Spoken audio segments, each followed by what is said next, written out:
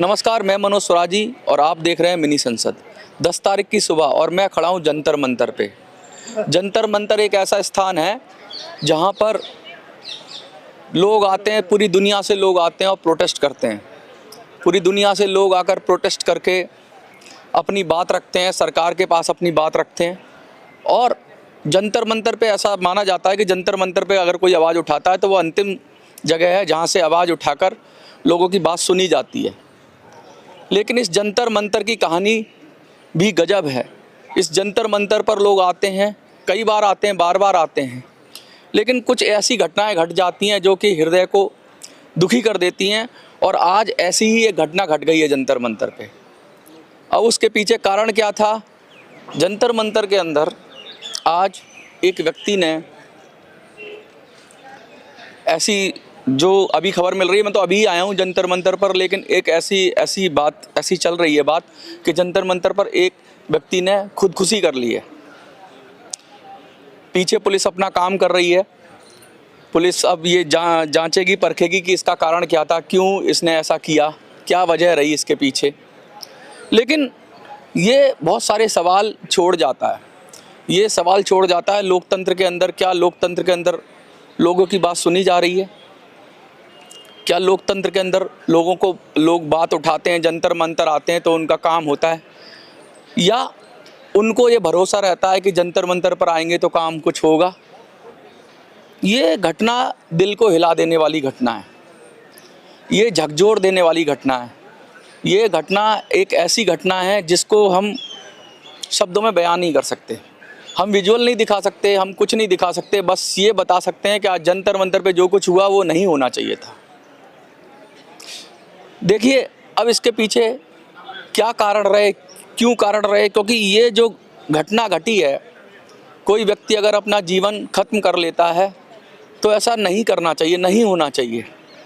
कारण के पीछे तो जाएंगे, लेकिन ये सबसे बड़ी बात है कि कोई व्यक्ति अगर अपने जीवन को ख़त्म कर रहा है तो ये भी एक तरह का गैरकानूनी काम है। लेकिन अलग इससे इतर ये बात ये है कि जंतर मंतर जो प्रोटेस्ट साइट है वो बहुत बड़ी साइट है, और यहाँ पर छोटी सी भी घटना होती है तो पूरे देश में आवाज़ जाती है। अभी मैं शायद आपसे बात कर रहा हूँ, थोड़ी देर बाद ये न्यूज़ पूरी फ्लैश हो जाएगी सब जगह, और लोग शायद आएंगे, बात करेंगे, पूछेंगे कि क्या हुआ, कैसे हुआ। जो खबर मिल रही है, ऐसा मिल रहा है कि पुलिस की जो व्यवस्था होती है जंतर मंतर की, वो 9 बजे के आसपास करीब होती है, ब्रीफिंग होती है, उसके बाद पुलिस अपनी व्यवस्था संभालती है और जो सशस्त्र बल हैं, अर्धसैनिक बल हैं, वो अपनी व्यवस्था संभालते हैं। ऐसा अपुष्ट लोगों से पता करके, अपुष्ट सूत्रों से ऐसा पता चला कि वो व्यक्ति पहले ही आ चुका था, पहले आया है, जंतर मंतर पर बैठा है, क्योंकि उसे पता था कि अगर उसके बाद आता तो चेकिंग शुरू हो जाती है और फिर वो जंतर मंतर पर एंट्री नहीं कर पाता। तो वो पूरी प्लानिंग से आया था, पूरी सोच के आया था। क्या वो पहले भी जंतर मंतर आ चुका है? ये भी बात है। ये भी निकाला जाएगा कौन था, कैसे था, कहाँ से आया, क्या पहले भी जंतर मंतर आया, और आया तो क्यों आया, क्या कारण रहे कि उसने ऐसा कर लिया। लेकिन वो उस समय आया जिस समय ज़्यादातर चेकिंग नहीं होती है जंतर मंतर पर। बैरिकेड से अंदर आया, अंदर आके एक जगह उसने देखी, सुनसान सी जगह। अक्सर वो जो जगह जहाँ पर उसने ये घटना घटी या घटना उसने अंजाम दिया, वो जगह एक सुनसान जगह है। जंतर मंतर पर सुनसान इसलिए कह रहा हूँ कि वहाँ पर एक दुकान थी पहले, और वो दुकान अब बंद हो गई है। तो वहाँ वो ऐसा इलाका है जो थोड़ा सा कोने में है। तो वहाँ उसके दिमाग में क्या चल रहा था कि उस कोने पे जाकर उसने ये कार्य किया। अब इस पे इन्वेस्टिगेशन होगी, बड़े बड़े अधिकारी मौजूद हैं, आला अधिकारी, क्योंकि संसद के 500 मीटर के अंदर ये घटना घट गई है। तो पूरा प्रशासन, गृह मंत्रालय से लेके पुलिस के बड़े आला अधिकारी मौके पर मौजूद हैं, देख रहे हैं, पता कर रहे हैं, जानकारी ले रहे हैं और पूरी मुस्तैदी से अपना काम कर रहे हैं। लेकिन जंतर मंतर पर ही क्यों हुआ?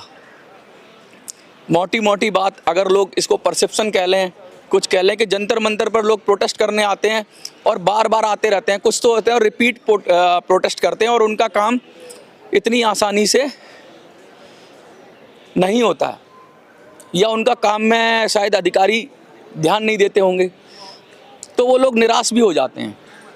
लेकिन अब तक ऐसे ही मामला बहुत कम संज्ञान में आया कि किसी ने ऐसा काम किया हो, क्योंकि ये तो खबर आती थी कि कोई पीएमओ की तरफ जा रहा है, कोई कहीं और जा रहा है, कोई गृह मंत्रालय के आगे जाता था और वहाँ पर लोग कहते थे। और बहुत सारे लोग ऐसे भी हैं कि अक्सर वो ये कहते रहते हैं कि हम अपनी जान दे देंगे, लेकिन पुलिस उसे संभाल लेती है। अगर पुलिस को थोड़ा सा भी पता लगता है कि भाई कोई ऐसी चीज़ आ रही है, लेकिन इस व्यक्ति ने कोई सूचना अगर होती तो पुलिस ज़रूर उसके ऊपर उसे रोक लेती उसे करने से, लेकिन पुलिस को भी कोई सूचना नहीं थी जहाँ तक मुझे लगता है।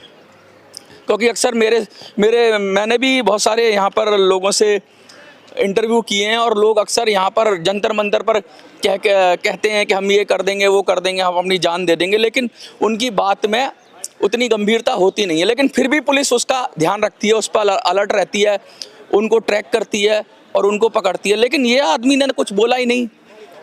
और क्या इसने पहले बोला था कुछ ऐसा? कौन था? कुछ लोग कह रहे हैं कि शायद इसकी कोई नौकरी का चक्कर था, नौकरी से निकाल दिया गया था इसके कोई रिश्तेदारों को, ऐसी खबर भी आ रही है।